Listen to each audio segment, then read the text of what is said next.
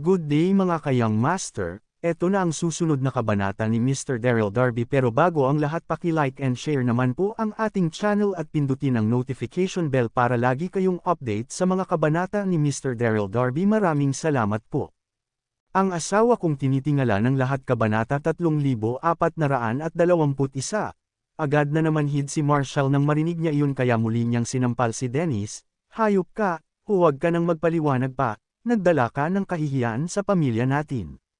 Hindi ganito ang ginawa kong pagpapalaki sa iyo, sumumpa tayo na paprotektahan natin ang reyna at ang royal family pero nagawa mo pa rin ang bagay na iyon, na puno ng hinanakit ang mukha ni Dennis habang hindi makapagsalita sa kanyang kinakatayuan. Hindi pa tapos sa kanya si Marshall nang ituro nito ang kanyang mukha habang sumisigaw ng, paano mo nagawang abandonahin si Princess Angeline sa delikadong sandali ng kanyang buhay? Hindi ako karapat dapat na maging ama mo kung hindi kita paparusahan ngayong araw. Dito na siya sumigaw sa mga bantay sa labas ng palasyo, mga bantay, kunin niyo ito at latiguhin ng 100 beses, sa totoo lang ay hindi kakayanin ni Marshall na pagdaanan ni Dennis ang sakit mula sa 100 beses na paglatigo. Pero mas matindi ang sasapitan ni Dennis sa mga kamay ng reyna kung hindi niya ito gagawin. Agad na bumagsak ang katawan ni Dennis sa lupa nang marinig niya ang sinabi ng kanyang ama. Sapat na ang pag-imagine niya sa sakit na dadalhin sa kanya ng 100 beses na paglatigo para tuluyang mamatla ang kanyang mukha. Dito na nagpakita ang ilang mga bantay para kaladkarin siya palayo, hindi nagtagal ay narinig na ng lahat ang mga sigaw ni Denise mula sa labas. Nanatili namang kalmado ang mukha ni Marshall habang naririnig ito, kasalanan ko po na hindi ko siya napalaki ng tama, kamahalan. Sisiguraduhin ko po na matututo siya ng leksyon sa pangyayaring ito. Kaya humihingi po ako ng tawad sa nangyari kahapon, sabi ni Marshall sa reyna habang naglalakad paaban, tahimik naman itong pinag-isipan ng reyna. At pagkatapos ay agad itong tumingin kay Angeline para magtanong ng, ano sa tingin mo, Angeline, masyado nang malalim ang pagiging magkadugo nilang dalawa kaya agad siyang nagalit ng malagay sa peligro ang buhay ni Angeline. Pero nakahanda pa rin siyang palampasin ito kung iyon ang sasabihin ni Angeline. Napakagat naman ng bahagya si Angeline sa kanyang mga labi habang nag-iisip, dito na siya ngumiti habang sinasabi na, bakit hindi natin tanungin si Darren? Dito na nasupresa ang lahat maging ang reyna at si Marshall, agad na napatingin mula ulo hanggang paa ang may magkahalong nararamdaman na si Marshall kay Daryl ng paulit-ulit, habang iniisip kung paano nagawang pahalagahan ng ganito ni Princess Angeline ang isang mababang bantay na katulad ni Daryl. Maging ang ibang mga mayor ay napatingin kay Daryl sa sobrang curious, bakit naman hihingi si Prinsesa Angeline ng opinyon sa isang bantay, ano ang relasyon niya kay Prinsesa Angeline, hindi naman pinansin ni Daryl ang pagtitig ng lahat sa kanya. Iniisip ko na hindi na natin kailangan pa itong pagtuunan ng pansin ngayong si Marshall na mismo ang nagturo ng leksyon sa kanyang anak. Nakangiti nitong sinabi, dito na rin niya sinabi kay Marshall na, kagalang-galang na Commander-in-Chief. Naniniwala ako na sisiguruhin niyo na sa susunod na hindi na mauulit ang ginawang ito ng inyong anak alang-alang sa dangal ng iyong pamilya. Kabaligtaran nito ang gagawin ni Daryl kung alam lang ng lahat ang tunay niyang pagkatao. Naniniwala siya na natuto na si Dennis ng leksyon sa nangyari. Oo, sisiguruhin ko ang bagay na iyan, sabi ni Marshall habang ipinapakita ang nasasaktan niyang ngiti. Nabastos siya ng gusto matapos siyang pagsabihan ng isang mababang bantay sa harapan ng lahat. Pero agad niya pa ring pinigilan ang kanyang galit sa takot na harapin ang gigil sa kanila ng reyna. Kung ganoon ay tapos na ang problemang ito, oo nga pala, magpadala kayo ng mga tauhan para tingnan ang dragon na nakita ni Prinsesa Angeline kahapon, mahinang sinabi ng reyna, isang seryosong bagay ang pagpapakita ng isang dragon sa kanilang kabisera. Opo, kamahalan, iisang sagot ng lahat, dito na biglang nagsalita si Madam Pandora. Sinabi ni Prinsesa Angeline na may kakayahan si Darren na makipag-usap sa dragon, kung ganoon ay magagawa niyang malaman kung nasaan na ito ngayon. At pagkatapos ay agad niyang tiningnan ng nakangiti si Daryl, dito na biglang nilamon ang buong pagkatao ni Daryl ng angkinan nitong kagandahan, Kabanata 3422, para sa mga mata ni Madam Pandora, siguradong mayroong kakaibang husay si Daryl para ituring ito ng ganito ni Princess Angeline. Dito na muling napatingin ang lahat kay Daryl, siguradong maiiwasan nila ang hindi inaasahang pagkamatay ng kanilang mga tauhan, kung gagamitin ni Daryl ang kanyang husay para malaman kung nasaan ang dragon. Ano sa tingin mo, Darren? Nakangiting sinabi ng reyna sa kanya, Siguradong magagawa ng kabiserang maghanda ng isang taktika para mapigilan ang pagpasok dito ng dragon sa sandaling masabi ni Daryl kung nasaan na ito ngayon. Napakamot na lang sa kanyang ulo si Daryl nang hindi nito malaman kung ano ang kanyang irereact. Paano niya magagawang ilaglag ang kanyang dragon, pero paano niya rin magagawang tanggihan dito ang Reyna? Matapos niya itong pag-isipan, napagdesisyonan ni Daryl na utusan ng palihim ang dragon na lumayo sa kabisera ng Golden Lion Principality sa ngayon. Kamahalan, hindi na natin kailangan pang mag-aksaya ng oras para hanapin ang dragon na iyon, sabi niya. Bakit? Nasusurpresang sagot ng Reyna, ganito rin ang pagkasurpresang naramdaman ng mga tao sa paligid.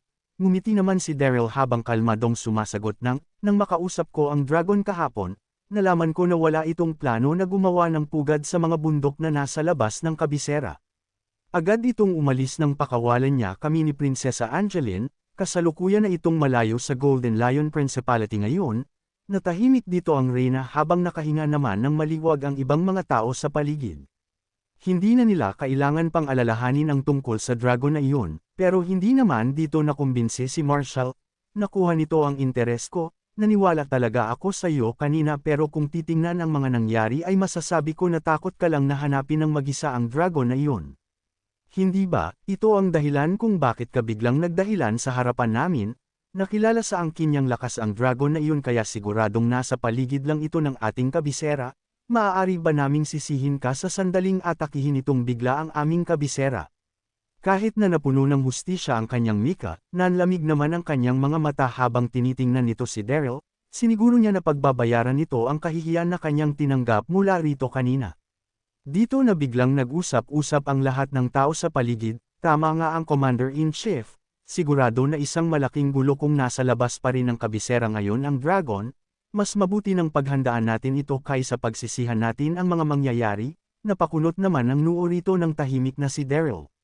Nagmalaki naman ng husto si Marshall habang nakakatanggap ng suporta sa maraming tao. Ano ang masasabi mo rito, Daryl? Hindi kita pipigilan sa gusto mong isipin. Nakangiting isinagot ni Daryl, hindi na siya mag-aaksaya pa ng oras sa isang tao na kagaya ni Marshall. Pero wala namang plano si Marshall na palampasin ito, agad siyang tumingin sa kanyang paligid habang malakas na sinasabing, kagaya nga ng sinabi ko, isa siyang duwag kaya siguro ako na hindi niya alam kung paano makikipag-usap sa halimaw na iyon. Ito ang dahilan kung bakit niya hanapin ang dragon na iyon, oo nga no, may sense ang mga sinabi niya. Hindi pa ako nakakarinig ng kahit na sinong marunong makipag-usap sa isang halimaw sa mundong ito, Kabanata 3423. Dito na nagsimulang magalit si Daryl, buwisit, siguradong hindi na tama ang pag-iisip ng isang ito. Dapat lang na maparusahan ang kanyang anak sa ginawa nitong pang-aabandona kay Prinsesa Angeline, kaya bakit niya ito biglang ibinuntan sa akin? Nadidismaya namang tiningnan ni Madam Pandora si Daryl sa mga sandaling ito. Kanyang nagtataglay talaga ito ng kakaibang kakayahan pero mukhang na-overestimate niya ito. Naroon ako nang makipag-usap siya sa dragon at nakita ko kung paano niya ito ginawa sa harap ng aking mga mata. Kaya tigilan mo na ang paninira sa kanya, sabi ni Prinsesa Angeline habang galit na tumatama ang kanyang paningin sa mga tao sa paligid. Nagalit siya ng gusto kay Marshall dahil wala na sana siya rito kung hindi lang siya niligtas ni Daryl kahapon. Dito na sumabog sa katawan si Marshall, masyado ka pa pong inosente Prinsesa Angeline, naniniwala ako na hindi katawa-tawa ang iyong pinagdadaanan pero marami pa rin talagang butas ang iyong kwento, paano naging posible para sa mga taong makipag-usap sa isang mabagsik na dragon. Ang rason kung bakit hindi kayo nito inatake ay dahil busog pa ito kaya ginamit itong pagkakataon ni Darren para paikutin ang kwento at magsinungaling para magpa-impress sa harapan ninyo. Sa madaling salita ay sinuwerte lang siya nang umalis ang dragon na iyon, wala pa akong naririnig na kahit anong tungkol sa lengguwahe ng halimaw sa buong buhay ko. Pinagmukha niyang sigurado at confident ang kanyang sarili sa kanyang mga sinabi, ikaw, agad namang namula rito ang mukha ng hindi makapagsalitang si Prinsesa Angeline, mukhang ang lohikal ang mga sinabi ni Marshall kaya agad siyang nahirapan sa pagsagot dito, si Daryl naman ay agad na namangha sa lawak ng imahinasyon nito. Tumigil na kayong lahat sa pakikipagtalo, mahinang sinabi ng Reyna, dito na biglang tumahimik ang lahat na nakapagpatahimik ng husto sa buong hall. Darren, marunong ka bang makipag-usap sa mga halimaw o hindi? Tanong ng nagtatakang Reyna sa kanya matapos niyang maisip ang kanyang mga narinig. Napakamot na lang sa kanyang ulo si Daryl habang mapait na ngumingiti at sinasabing, kung sinasabi niyang painpeke ko ito, edi painpeke ko ito, wala na siyang pakialam para depensahan ang kanyang sarili, wala rin namang maniniwala sa kanya kahit na ano pa ang aking sabihin. Nanlalamig namang tumawa rito si Marshall, naniwala siya na nahuli niya sa akto si Daryl sa mga sinabi niyang iyon, dito na siya sumigaw ng, dapat lang na maparusahan ka sa pagsisinungaling na ginawa mo sa harapan ng mahal na reyna. Ito ang kanyang goal ang pilitin si Daryl na amining hindi siya marunong makipag-usap sa mga halimaw para maparusahan sa pagsisinungaling na ginawa nito sa harapan ng reyna. Agad siyang napunta sa tuktok ng sitwasyon matapos niyang makapaghiganti kay Daryl, napakunot naman dito ang reyna habang naguguluhan ang kanyang mga mata. Gusto niyang gumawa ng paraan para mailigtas si Daryl pero agad siyang kokondenahin ng lahat sa sandaling gawin niya iyon. Nanlalamig na tiningnan ng mga mayor si Daryl kaya walang kahit na sino sa mga ito ang nagtanggol sa kanya. Nang inag sa sobrang galit si Daryl dahil hindi siya makapaniwala na gagawin ito ni Marshall para lang maparusahan siya ng reyna. Kabanata 3424, hindi naman dito nagpanik si Daryl, ngumiti ito ng bahagya kay Marshall bago sumagot ng, masasabi ko na malakas ka nga talaga ngayong ikaw ang commander-in-chief ng garrison na ito. Hindi naman siya pinansin ni Marshall habang sinasabi nito sa reyna na, ubod nga talaga ng sama ang isang tao, kamahalan. Nagsinungaling siya sa iyo nang sabihin niya ang tungkol sa kakayahan niyang makipag-usap sa halimaw, kaya inihiling ko po sa inyo na ibigay ang pinakamatinding parusa sa kanya, na puno ng tuwa ang kanyang mga mata habang sinasabi ang tungkol sa bagay na iyon. Nanatili namang walang reaksyon ang reyna habang pinag-iisipan ang tungkol sa bagay na ito. Dito na biglang napangiti si Daryl habang sumasagot kay Marshall ng, kamahalan, sinasakyan ko lang po kayo nang sabihin ninyong hindi ako marunong makipag-usap sa mga halimaw.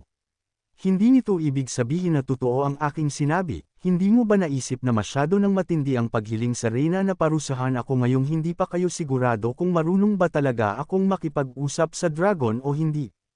Bahagya namang nabahala rito si Marshall, kung ganoon ay panindigan mo ang mga sinabi mo. Sagot nito habang ipinakita ang nanlalamig niyang ngiti. Siyempre, walang pakialam na sinagot ni Daryl, dito na biglang nena si Marshall sa ipinakitang asal ni Daryl, ano ang ebidensya mo na kaya mong gawin ito? Paano mo kami mapapaniwala nang wala kang ipinapakitang katibayan? Dito na siya biglang tumingin sa mga tao sa kanyang paligid. Ito rin ba ang iniisip ninyong lahat? Dito na biglang nagpakita ng suporta ang mga taong malapit kay Marshall. Oo nga, huwag puro salita, patunayan mo na lang ito sa aming lahat, magpakita ka ng ebidensya sa amin. Agad namang kumunat dito ang noo ni Daryl. Ano na ang pinaplanong gawin ngayon ni Marshall? Matagumpay namang ngumiti si Marshall sa ipinakitang itsura ni Daryl, dito na niya magalang na sinabi sa reyna na. Hindi ba't reasonable lang para sa ating hanapan si Daryl ng patunay na marunong talaga itong makipag-usap sa mga halimaw? Kamahalan, oo, pero ano naman ang naiisip mo para mapatunayan niya ito? Tanong ng reyna. Bilang isang reyna, kinakailangan niyang maging neutral sa anumang pagkatalo na nagaganap sa kanyang mga nasasakupan. Dito na biglang ngumiti ang mukha ni Marshall nang marinig niya ng permisong ibinigay sa kanya ng reyna. Isang batch ng mga Golden Lion ang kaka-rating lang sa garrison, masyado itong mabagsik at walang awa para mapaamo. Paano kaya kung hayaan natin si Daryl na mapaamo ang mga ito gamit ang kakayahan niyang makipag-usap sa mga halimaw? Agad siyang makakawala sa mga kasinungalingan na kanyang sinabi sa sandaling magtagumpay siya rito, pero hindi, naniniwala ako na nagsinungaling nga ito sa inyo, kamahalan. Dito na siya napatingin kay Daryl gamit ang naiinis niyang itsura na parabang mamamatay na ito roon, habang agad na napupuno ng ingay ang paligid ng ingay matapos magbigay ng mga tao ng kani-kanilang mga opinyon. Hayaan nating paamuhin ni Daryl ang Golden Lion, gusto kong makita ito ng personal. Gigil na gigil talaga sa kanya ang Commander-in-Chief Hawk. Napuno ng awa ang mata ng lahat kay Daryl, ang mga Golden Lion, na naging kapangalan ng kanilang principality, ay naninirahan ng magkakasama at nakilala sa pagiging mabagsik at malakas ng mga ito. Naging tradisyon na para sa mga nagdaang hari na mag-invest ng pera at hirap para mapaamo ang mga Golden Lion para mapalakas ang kanilang elite Golden Lion Army taon-taon nitong nagdaang 1,000 taon. Pero masyado pa ring mababa ang tiyansa na mapaamo ang mga Golden Lion, nasa 10 mga Golden Lion lang matagumpay nilang mapaamo sa bawat 1,000 mga Golden Lion na kanilang ni-encuentro. Hindi lang iyon dahil ang pagpapaamo sa bawat isang Golden Lion ay nangangailangan ng 10 o higit pang mga lalaki. Kahit na ganoon ay wala pa ring kasiguraduhan na makakalabas nagbuhay ang lahat dito, kaya para ng pagpapakamatay para kay Daryl ang suhestyon ni Marshall na magpaamo ng 10 o higit pang mga Golden Lion na dumating sa kanilang syudad. Sumosobra ka na, Marshall, nananurmang sinabi ng nanginginig na si Prinsesa Angeline, kahit na mayroon pa itong kakayahan na makipag-usap sa mga halimaw ay magiging imposible pa rin kay Daryl na magpaamo ng 10 mga Golden Lion ng sabay-sabay. Paano ito naging sobra, Prinsesa Angeline? Binibigyan ko na nga siya ng tsansang mapatunayan ang kanyang mga sinasabi, ninginirang sinabi ni Marshall, dito na siya tumingin ng patagilid kay Daryl habang nanggigigil na sinasabing. Pwede naman siyang humindi kung naiisip niya na hindi siya rito magtatagumpay. Kabanata 3425, lahat ng atensyon ay na kay Daryl, sa isip nila, kaya niya kayang paamuhin ang 10 mabangis na Golden Lion nagsabay-sabay. Napakunot ang noo ni Daryl, napakadaye, gusto niya palang paamuhin ko ang mga Golden Lion? Ha? Huwag mong gawin Darren? Pabulong na sinabi ng prinsesa, hindi siya mapakali, ngumiti nang may kasiguraduhan si Daryl. Ano ang desisyon mo? Tanong ni Marshall, naiinip na siya sa sagot nito, siguro naman madali lang sa'yo na paamuhin ang Golden Lion dahil alam mo ang beast language? Alam mo, tingin ko, sobra ang 10 para sa'yo, paano kung gawin na lang nating 2? Sige, sabi ni Daryl habang tumutungo at nakangiti, gawin na natin, ikinagulat ito ng lahat, hindi nila inaasahan tatanggapin niya ang ideyang ito, nakahinga ng malalim si Daryl at kumpiyansa niyang sinabi.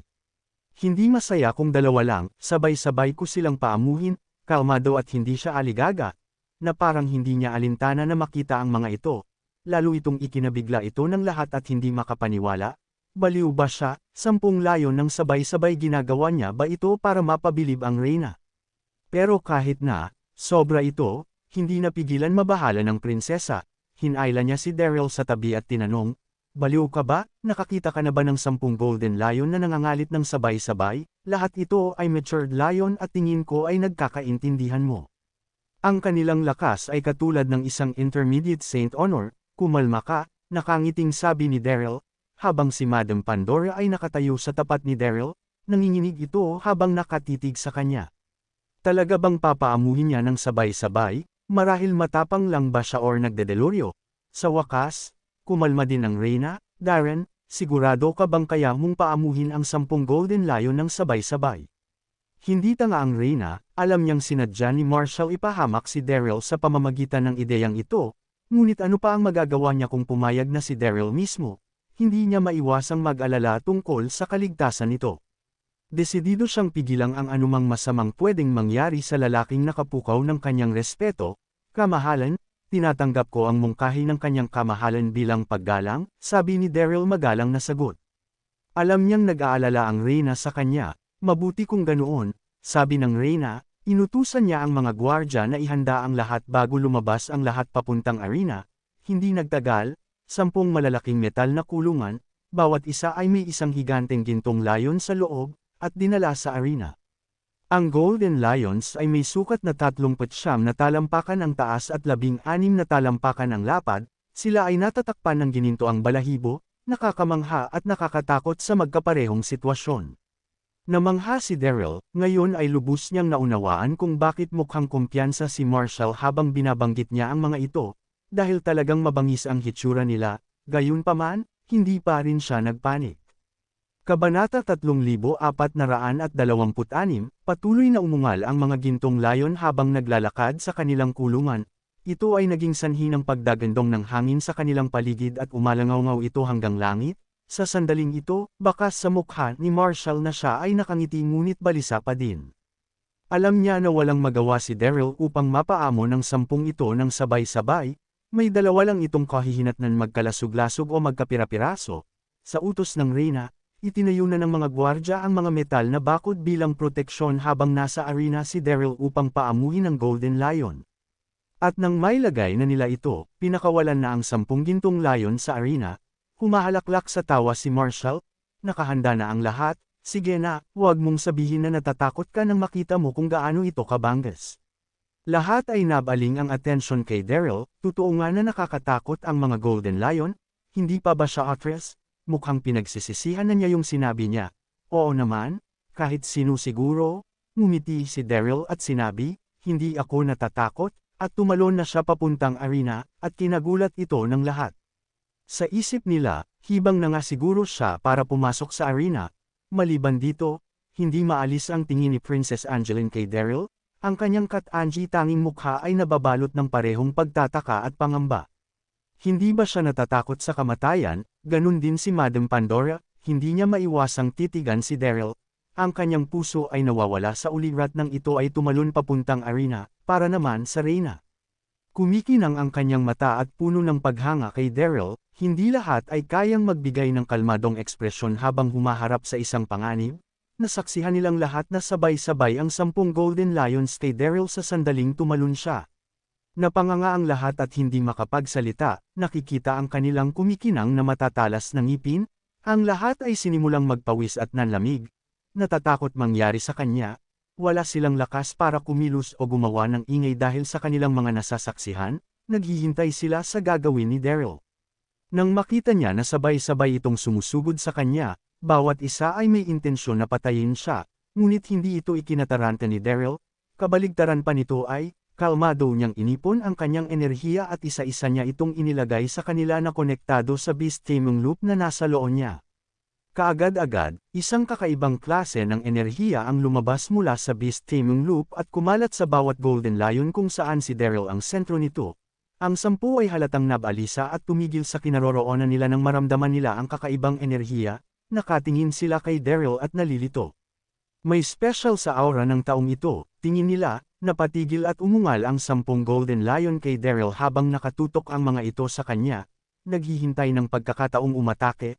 Dahil dito, makapigil hininga ang mga manunood, walang himihinga sa kanila, tanging si Marshall lamang ang nakangiti sa lahat. Kabanata 3427. Tama lang yan sa kanya at Jin Asto niyang pagsabay-sabayin ng 10 Golden Lion. Tingnan lang natin kung paano siya aalis sa sitwasyon na ito. Tingin ni Marshall hindi marunong ng beast language si Daryl at ginalit niya lamang ito. Gayunpaman, mukhang hindi iyon ang dinidikta ng katotohanan, good boy, sabi ni Daryl kalmado habang nakapalibot ang 10 Golden Lion sa kanya, at binigyan niya ito ng mensahe gamit ang Beast Taming Loop. Kumalma kayo, pumunta ako dito ng payapa. Nakita niyo na ang aking kapangyarihan at alam niyo na wala kayong laban sa akin, maari nga mapatay ko kayo. Ngunit, pinapangako ko na hindi ko kayo sasaktan kung pipiliin ninyo lang makinig sa akin, nagkakaintindihan. Kahit na mukhang kalmado si Daryl habang sinasabi niya yon, sa totoo lang ay kinakabahan siya at sesabog na ang kanyang puso. Hindi siya nag-alala dahil aatakihin siya ng mga Golden Lion. Hindi iyon, kundi malalaman ang kanyang tunay na pagkatao kung lalabanin niya ang mga ito. Kaya naman, mas makakabuti kung kukumbinsihin niya na sumuko na ang mga ito. Ang 10 Golden Lion ay patuloy na umungal sa kanya, ngunit kinalaunan, ang bangis sa kanilang mga mata ay nagsimulang yumamo. Sa wakas, pagkatapos ng ilang segundo, ito ay yumamo at dinilaan ang kanyang mukha. Ang bigat ng 10 Golden Lion at nagpatamba kay Daryl at lubos itong tumawa habang nakahiga. Lahat ng manunood ay nagulat dahil sa kanilang tingin, na ang 10 Golden Lion inaatake siya. Panigurado, patay na siya, tingin ko pa naman ay talagang nakakausap niya ang mga ganitong nilalang, masyado kasi siyang nagpakampante napakagatlabi ang prinsesa sa kanyang nasaksihan at lubos na napuno ng lungkot ang kanyang puso. Sa huli, namatay siya dahil na din sa sobra niyang kapanatagan, napabuntong hininga na lamang si Madam Pandora na sa tingin niya ay patay na ito.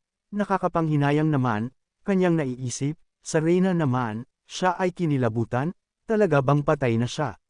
Gusto ko lang naman dalawa ang kanyang paamuhin, kaso sobrang kumpiyansa niya kasi kaya nangyari yan, kahit ako nalulungkot para sa kanya, sabi ni Marshall habang nagdadalamati habang makikita ang saya sa kanyang mata. Sa isip-isip niya, tama lang yun at pinahiya niya ako, at tumingin sa Reyna, at sinabi, malaking kawalang siya para sa atin. Tingin ko dapat ikulong na natin ngayon ang mga Golden Lion, napakagatlabi ang Reyna at hindi siya sinagot nito. Kasalanan mo lahat ka, Marshall, kung hindi ka kasi nagpumilit para ipakita niya ito, hindi mangyayari lahat ng ito. Masaya ka na ba patay na siya, sigaw ng prinsesa na may halong galit, sakit at hinanakit. Kahapon lamang masaya silang magkasama at ngayon namatay sa 10 layon, Dapat siya ang magiging personal guard ng prinsesa. Ngunit naudlot dahil sa mga nangyari. Princess Angeline? Paano naman naging kasalanan ko yun, hindi naman siya pinilit na 10 Golden Lion ang kayang paamuhin. Sabi ni Marshall na mukhang inosente at walang kinalaman sa nangyari, ikaw, nagpula ang buong mukha ni Angeline dahil na din sa galit, tama si Marshall walang pumilit kay Daryl na paamuhin niya ang 10 layon sa isang bagsakan. Kayong lahat, tignan niyo, sigaw ng isa sa karamihan, napatingin ang prinsesa sa itinuturo nila at siya ay nagulat. Sa gitna ng 10 gintong layon nakatayo si Daryl. Walang galos, hindi lang yun, bawat Golden Lion ay umakto na parang pusa sa kanya, lahat ng tapang nito ay napalitan ng pagiging maamo sa kanya. Kabanata 3428, nanlaki ang mga mata at hindi makapaniwala ang mga nakapanood sa ginawa ni Daryl. Paanong napaamo ni Daryl ang 10 gintong layon? Imposible? Paano niya kaya ginawa iyon? Ibig sabihin alam niya talaga kung paano makipag-usap sa mga nilalang na ito gamit ang kanilang lingwahe. Grabe, nakakabilib. Ang hindi nila alam gumamit si Daryl ng kapangyarihan upang makontrol ang nasabing nilalang na nasa loob ng kanyang katawan. Alam niya na walang ibang paraan para mapaamo ang 10 Golden Lion, nabalot ng katahimikan ang lahat sa kanilang nasaksihan. Mas tinagulat ito ni Marshall at makikitang nagngingit-ngit siya sa kanyang galit, dahil inakala na matuturuan niya ng leksyon si Daryl sa pamamagitan ng Golden Lion, hindi sumagi sa kanyang isip na magagawa ni Daryl na paamuhin ang isang Golden Lions at nakakagulat pa dito ay 10 sa mga ito ang kanyang pinaamo. Kahit na pinakamagaling sa lahat ng mga nagtuturo ay hindi ito kayang gawin, Darren, napakagaling mo, sigaw ni Angeline na makikita ang saya sa kanyang mga mata. Kahit ang Reyna at si Madam Pandora ay napangiti din sa kanya, hindi niya sila binaygo. Tunay na siya ay kakaiba sa lahat ayon sa kanilang inaasahan, kaya walang duda na si Angeline ay malaki ang kumpiyansa sa kanya. Ang galing, tunay na nakakabilib ang iyong abilidad. Papurian ni Madam Pandora, mas lalo siyang nagiging interesado sa binata. Napangiti si Daryl sa kanyang natanggap niyang papuri, sa kabilang banda ay lalong ikinagalit ni Marshall ito. Paanong hindi siya nagalit kung nag-backfired lahat ng plano niya? Kamahalan, ako po ay naniniwala na ngayon kayo ay nagtitiwala sa akin patungkol sa pagsasalita sa wika ng mga layon. Sapagkat, aking naipamalas sa inyo ng maayos kung paano paamuhin ang 10 gintong layon, ayon kay Daryl habang nakangiti, hindi ganun kalakas ang kanyang boses, ngunit sapat ito para marinig ng lahat. Sa isang sandali, napag-alaman ni Marshall na lahat ng tao ay nakatingin sa kanya. Hiyang-hiya siya habang napapakamot sa ulo, hindi alam kung anong sasabihin. Marshall, kailangan mong humingi ng tawad kay Darren sa pag-aakusang nagsisinungaling siya sa kanyang kamahalan, ayon kay Angeline. Sabay alis ng tingin patungo sa mga manunood at kaya nila ito sinasabihan, bilang Commander-in-Chief sa mahang ito. Ang ugaling pinakita ni Marshall ay hindi nababagay sa kanyang posisyon, kaya naman, marapat lang na humingi siya ng tawad kay Daryl sa harapan ng lahat. Tumuwinggong umaayon ang mga manunood, oo, hindi basta-basta yan si Darren, ang iyong kagalang-galang ay dapat humingi ng tawad, tama si Princess Angeline. Sa pangyayaring ito, makikita sa mukha ni Marshall na unti-unti itong nagbago dahil na din sa kahihiyan unti-unti bumabalot sa kanyang puso. Na siyang isang Commander-in-Chief ng samahan ay hihingi ng tawad isa sa mababang uri ng guard, siguradong wala nang seseryoso sa kanya matapos yun. Kabanata 3429. Habang nag-iisip si Marshall kung paano makakaalis sa gulo nato, sinabi ng Reyna, Marshall, siguradong ako ay mali, humingi ka din ngayon ng tawad kay Darren. Pagkatapos nito, ay tumingin kay Daryl, ang kanyang mata ay punong-puno ng paghanga. Opo, kamahalan, wala siyang pagpipiliin kundi gawin ang sinabi sa kanya.